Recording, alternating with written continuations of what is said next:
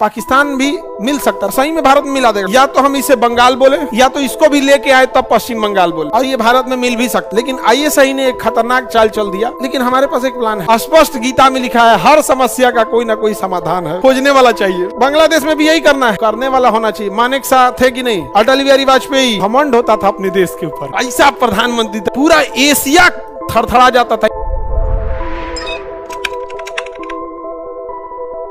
अरे भैया बंगाल पूरब में है, नाम है पश्चिम बंगाल।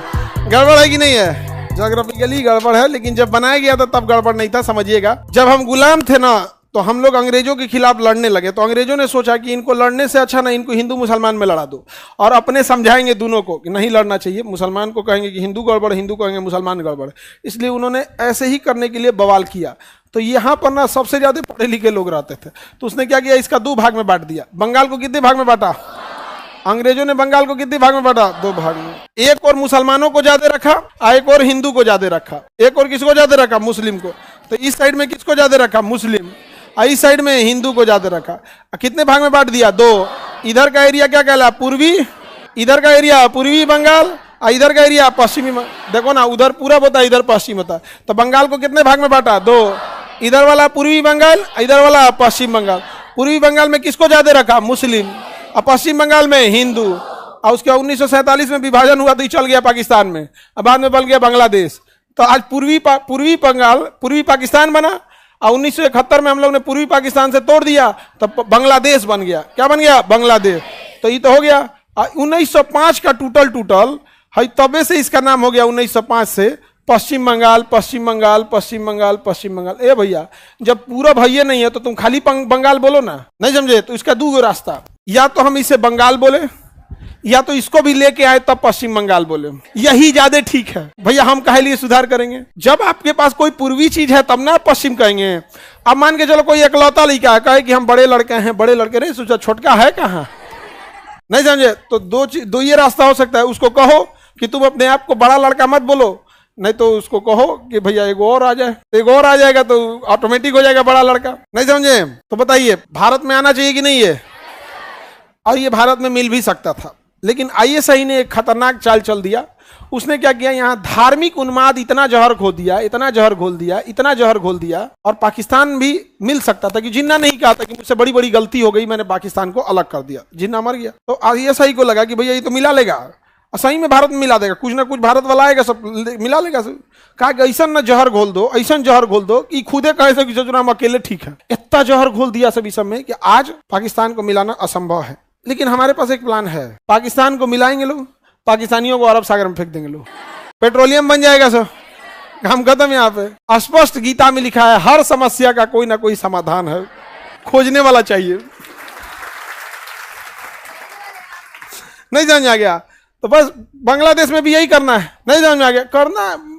करने वाला होना चाहिए। मानेक शाह थे कि नहीं, सैम बहादुर मूवी बनी है कि नहीं, अटल बिहारी वाजपेयी, परमाणु परीक्षण की, कारगिल की लड़ाई लड़े, अमेरिका बड़ी गुस्सा हो गया। कारगिल की लड़ाई, परमाणु परीक्षण 2-2 हो गया, अमेरिका गुस्सा हो गया, कहा तुम गुस्सा रहो, क्या करना है। उस इंसान के पैर में भले गठिया था, लेकिन कहा कि मेरा देश चलना चाहिए, भले मैं चलूं या ना चलूं।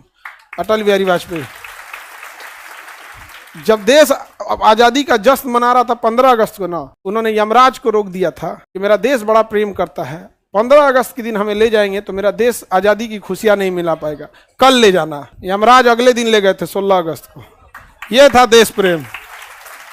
15 अगस्त के दिन अगर उनकी मृत्यु हो जाती ना, वो इंसान राजनीति से ऊपर था, उनको कोई बीजेपी कांग्रेस राष्ट्रवादी इंसान थे, ऐसे महापुरुष रहे थे। हम लोग वो खुशनसीब पीढ़ी हैं। आप लोगों ने तो शायद नहीं देखा होगा, एक साथ एपीजे अब्दुल कलाम और अटल बिहारी वाजपेयी जब राष्ट्रपति भवन से ये लोग निकलते थे, एक राष्ट्रपति एपीजे अब्दुल कलाम और एक प्रधानमंत्री अटल बिहारी वाजपेयी, मतलब गर्व से ज्यादा घमंड होता था अपने देश के ऊपर।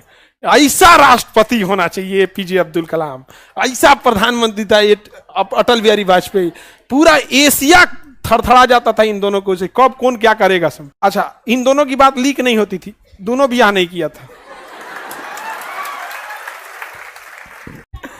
हाँ, दोनों लोग शादी नहीं किए थे। अटल बिहारी वाजपेयी से ना एपीजे अब्दुल कलाम बोले भी थे, जब परमाणु परीक्षण करने जा रहे थे ना एपीजे अब्दुल कलाम, तो उन्होंने बोला था अटल बिहारी वाजपेयी से कि आपका मंत्रालय तो बहुत बड़ा है, आप प्रधानमंत्री हैं, वहां से बहुत बातें लीक हो जाती हैं, मैं तो अकेला एक वैज्ञानिक को काम कर रहा हूं, किसी से कुछ बताऊंगा नहीं, बता भी दूंगा तो बुझाएगा नहीं। अरे बता भी देंगे तो कौन सी बुझाएगा। आप एपीजे अब्दुल कलाम को समझने की क्षमता शुद्ध भाषा में कहिए औकात है हम लोग की नहीं है, वो तो महान में आप समझिएगा। तो अटल बिहारी वाजपेयी ने कहा था कि आप चिंता मत करें, बात लीक नहीं होगी क्योंकि हम दोनों ही अविवाहित हैं। ये देश बड़ा उटपटांग स्थिति में जाए। आपको सर्वोपरि राष्ट्र होना चाहिए, जाति धर्म राजनीति सब बात की चीजें हैं, राष्ट्र रहनी चाहिए।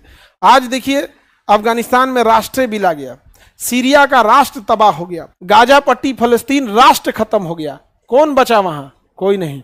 ये राष्ट्र रहना चाहिए, तब हम और आप रह सकेंगे। आज शांति से क्लास कर रहे हैं, ये इसका कारण है हमारा राष्ट्र अभी भी मजबूत है। तो इसे मजबूत करने, आप यंग जनरेशन है, आपके हाथ में चीजें हैं, आप अच्छे से काम करेंगे